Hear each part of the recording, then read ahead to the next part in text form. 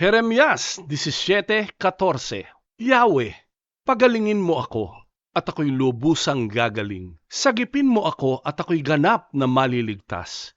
Ikaw ang tangi kong pupurihin. Napakaganda ng talatang ito na isinulat ni Jeremias. Sa totoo lang, kadalasan, ang malalaking himala ay bunga ng malalaking problemang napagtagumpayan natin. Maraming bagay sa buhay natin na hindi natin makakalimutang nangyari sa buhay natin, lalong higit yung pagkilos ng Panginoon sa sitwasyon. Kaya natin yung natatandaan. Bakit? Lahat ng mga himalang naranasan natin ay bunga ng malaking problemang napagtagumpayan natin sa tulong at habag ng Panginoon. May malaki ka bang problema? May malaki ka bang hinaharap? Palagi mong tandaan, malapit na ang himalang iniintay mo. Huwag kang mainip, magtuloy-tuloy ka lang. Dahil naniniwala ako, itong araw na to ay simula na ng himala na inaabangan mo. Ito po ang Tay John, pagpalain ka ng Panginoon.